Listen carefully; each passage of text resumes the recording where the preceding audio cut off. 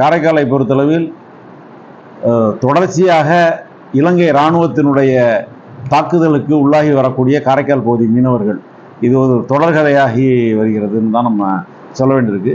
ஒவ்வொரு முறையும் Marxist communist கட்சியும் இதர அரசியல் கட்சிகளும் இந்த பிரச்சனைகளுக்கு ஒரு நிரந்தர தீர்வு காண வேண்டும் என்று ஒன்றிய அரசை வலியுறுத்தி கொண்டே இருக்கக்கூடிய சூழ்நிலையில், ஆனால் இலங்கை கடற்படையால் தொடர்ந்து பாதிப்புக்குள்ளாகி வருகிறார்கள் காரைக்கால் மீனவர்கள். கடந்த முறையும் சரி, ஒவ்வொரு முறையும் தமிழக அரசும் புதுவை அரசும் ஒன்றிய அரசிற்கு அழுத்தம் கொடுப்பதன் விளைவாக அவர்கள் விடுதலை செய்யப்படுவதும், அப்பொழுதும் அவர்களது வாழ்வாதாரமாக இருக்கக்கூடிய விசைப்படகுகள் அவர்கள் பிடித்து நம்ம ஆட்களை விடுதலை பண்ணாலே போதும் அப்படிங்கிற நிலைமைக்கு தான் ஒரு சமயத்தில் வரும். ஆனால் ஒவ்வொரு முறையும் காரைக்கால் பகுதி மீனவர்கள் வாழ்வாதாரம் பாதிக்கப்பட்டு கொண்டே இருக்கிறது. எனவே மீண்டும் நாம் ஒன்றிய அரசை மார்க்சிஸ்ட் கம்யூனிஸ்ட் கட்சியின் சார்பில் வேண்டுவதெல்லாம் இப்பிரச்சனைக்கான ஒரு நிரந்தர தீர்வு இலங்கை வெளியுறவும் இந்திய ஒன்றிய அரசினுடைய வெளியுறவும் உட்கார்ந்து தமிழக அரசின் முன்னிலையில் புதுச்சேரி அரசினுடைய முன்னிலையில் ஒரு பேச்சுவார்த்தை நடத்தி இப்பிரச்சனைக்கு நிரந்தர தீர்வு காண வேண்டும் என்று மார்க்சிஸ்ட் கம்யூனிஸ்ட் கட்சி வலியுறுத்துகிறது. இப்போ உடனடியாக இங்கிருந்து கைது செய்யப்பட்டிருக்கக்கூடிய இலங்கை கடற்படையால் கைது செய்யப்பட்டிருக்கக்கூடிய காரைக்கால் பகுதி மீனவர்கள் 12 மீனவர்களும் உடனடியாக விடுதலை செய்யப்பட வேண்டும். அவர்கள் அதற்கான துரிதமான நடவடிக்கையை புதுச்சேரி அரசு மேற்கொண்டிருக்கிறது. தொடர்ந்து தமிழக அரசும் இதற்கு பிரச்சனையில் தலையிட்டு இதற்கு தீர்வு காண ஒன்றிய அரசை வலியுறுத்துகிறோம். உடனடி பிரச்சனை இன்னும் சொல்லப்போனால் அடுத்ததாக இந்தியாவிலேயே ரேஷன் கடை இல்லாத மாநிலமாக புதுச்சேரி தான் இருந்தது. மார்க்சிஸ்ட் கம்யூனிஸ்ட் கட்சியினுடைய தொடர்ச்சியான போராட்டத்திலும் கடந்த நாடாளுமன்ற தேர்தலில் கிட்டத்தட்ட 28 தொகுதிகளில் என்ஆர் காங்கிரஸ் பாரதிய ஜனதா கட்சியை புதுச்சேரி மாநில மக்கள் தோற்கடித்திருக்கிறார்கள். இதற்கு ஒரு அடிப்படையான காரணம் கிட்டத்தட்ட 6-7 ஆண்டுகளாக தொடர்ச்சியாக ரேஷன் கடை இல்லாத ஒரு மாநிலமாக இது இருந்தது. இந்தியாவில் அத்தியாவசிய பொருட்கள் மாநில மக்களுக்கு கிடைக்க வேண்டும், விலையேற்றத்தை தடுக்க வேண்டும், அடிப்படையான உரிமை வழங்கப்பட்ட உணவு உரிமையினுடைய ஒரு பகுதி ரேஷன் கடை. ஆனால் அதை புறக்கணித்து வந்த ஒன்றிய அரசினுடைய தவறான பொருளாதார கொள்கைகளால் ரேஷன் பதிலுக்கு பணம் போடுகிறோம் என்றார்கள். அதையும் சரிவரை ஆட்சியாளர்கள் செய்யவில்லை. ஆனால் ரேஷன் கடை திறப்பதாக கூறி கடந்த ஆண்டு நடவடிக்கை எடுத்து அதுவும் பாதியிலேயே ஒரு தொங்கக்கூடிய ஒரு நிலைமைக்கு வந்திருக்கிறது. எனவேதான் காரைக்காலிலும் சரி புதுச்சேரியிலும் சரி உடனடியாக ரேஷன் கடைகளை திறந்து அரிசி இலவச அரிசி கொடுப்பதோடு மட்டுமல்ல அத்தியாவசியமான பொருட்களை மலிவு விலையில் வழங்க வேண்டும் என்று மார்க்சிஸ்ட் கட்சி தொடர்ச்சியாக போராடி கொண்டிருக்கிறது. இன்று கூட காணாமல் போன ரேஷன் கடை என்று புதுச்சேரியில் ஜனநாயக மாதர் சங்கம் ஒரு மாபெரும் இயக்கத்தை நடத்தி கொண்டிருக்கிறது. அதனுடைய தொடர்ச்சியாக நாம் காரைக்காலிலும் கேட்பதெல்லாம் ரேஷன் கடையை திறந்து அந்த பொருட்களை விநியோகம் செய்ய வேண்டும். இன்னும் சொல்ல போனால் தீபாவளிக்கு சில திட்டங்களை புதுச்சேரி அரசு அறிவித்திருக்கிறது.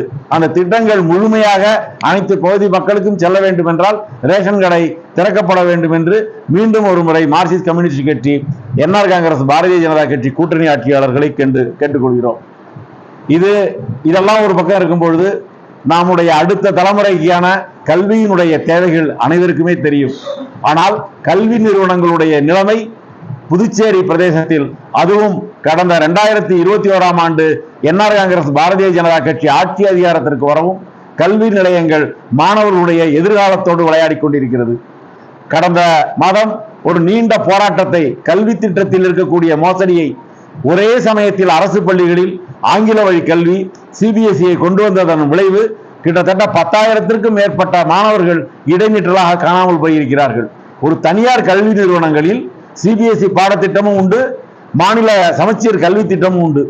ஆனால் அரசு பள்ளிகளில் சிபிஎஸ்இ பாடத்திட்டம் தான் என்பது தமிழ் பாட வழியை மறுக்கிறது. இன்னொன்று தாய்மொழி வழி கல்விக்கு அங்கே இடமே இல்லை, தமிழ் மொழி பாடமும் கிடையாது. புதிய கல்விக் கொள்கையை திணிப்பதன் மூலம் இந்தி மொழிக்கு முக்கியத்துவம் கொடுப்பதற்காக அரசு பள்ளியில் தாய்மொழி வழி கல்வியை ஒழித்துக் கொண்டிருக்கிறார்கள். இதனுடைய விளைவு அரசு பள்ளிக்கு இன்னைக்கு போயிட்டு இருக்கிறதே சாதாரண ஏழை மாணவர்கள். அந்த மாணவர்களையும் அரசு பள்ளியிலிருந்து துரத்துவது தனியார் பள்ளி மட்டுமல்ல, அவர்களுக்கு ஒரு வர்ணாசிரம முறைப்படி கல்வி மறுக்கப்படுவதற்கான முதல் படி. எனவேதான் இது கல்வி திட்டத்தின் பெயரால் ஒரு பக்கம் ஒடுக்கப்பட்ட தாழ்த்தப்பட்ட மாணவர்கள் பள்ளி கல்வியிலிருந்து தடுக்கப்படுகிறார்கள். அடுத்து மிகப்பெரிய மோசமான அபாயம், அதனுடைய விளைவுதான் காரைக்காலில் இன்றைய நடக்கக்கூடிய போராட்டம். அங்கே இருக்கக்கூடிய மாணவிகளுக்கு எவ்விதமான பாதுகாப்பும் கிடையாது. ஒன்று பள்ளி ஆசிரியர்கள், கல்லூரிகளிலும் பள்ளிகளிலும் அவர்கள்தான் பெற்றோர்கள்.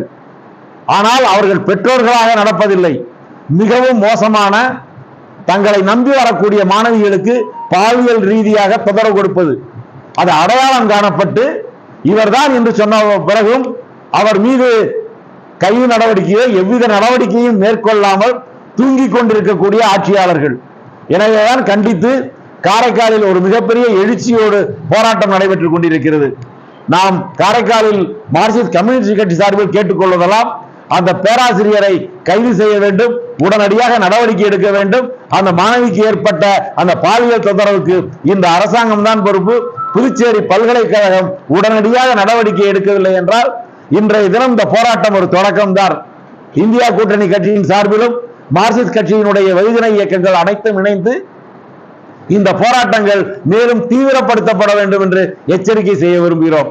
நண்பர்களே, இது ஏதோ காரைக்காலில் நடக்கக்கூடிய இந்த ஒரு விஷயம் மட்டுமல்ல. கடந்த வாரம் காரைக்காலில் இருக்கக்கூடிய செவிலியர் கல்லூரியில் ஒரு தாழ்த்தப்பட்ட மாணவனை அங்கே இருக்கக்கூடிய பள்ளி முதல்வரும் பேராசிரியரும் இணைந்து, அவர் படிப்பதற்கான எந்த தகுதியும் உனக்கு கிடையாது என்று சில தவறுகளை சொல்லி காலில் மண்டியிட்டு மன்னிப்பு கேட்க வேண்டும் என்று வலியுறுத்தப்பட்டிருக்கிறார்கள். இது எப்படிப்பட்ட ஒரு கொடுமை! ஒரு தாழ்த்தப்பட்ட மாணவர், அவர் இன்னும் சொல்ல போனால் செவிலியர் கல்லூரியிலும் படித்துக் கொண்டு சட்டமும் பயின்று வருகிறார். ஒரு ஒடுக்கப்பட்ட பகுதியிலிருந்து பள்ளி கல்விக்கு வருவது மிக அரிதான விஷயம். ஆனால் இவர்கள் கிட்டத்தட்ட ஒரு ஆயிரக்கணக்கான ஆண்டுகள் பின்னோக்கி அவர்களை இப்படிப்பட்ட ஒரு ஜாதிய ரீதியிலான கொடுமைக்கு ஆளாக்குவது, அவமானப்படுத்துவது என்று நடந்து கொண்டிருக்கிறது.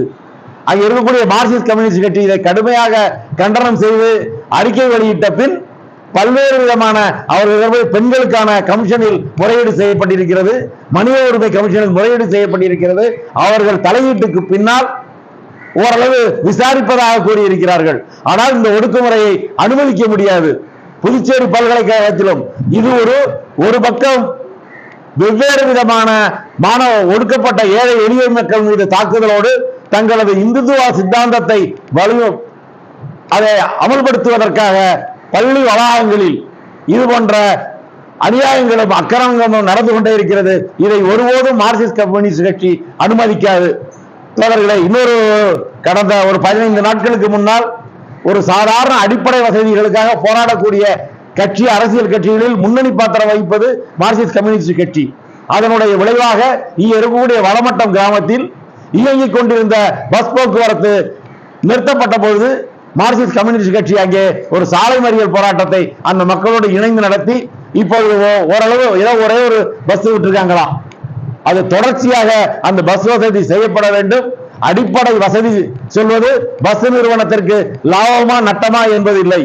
அவர்களுக்கு வசதி செய்து கொடுக்க வேண்டியது அரசினுடைய ஒரு கடமை, அது ஒரு சேவை என்பதை புரிந்து கொண்டு லாப நஷ்டம் கணக்கு பார்க்காமல் அந்த பஸ் போக்குவரத்து வசதியை தொடர்ச்சியாக நடத்த வேண்டும் என்று மீண்டும் மார்க்சிஸ்ட் கம்யூனிஸ்ட் கட்சியின் சார்பில் வலியுறுத்துகிறோம்.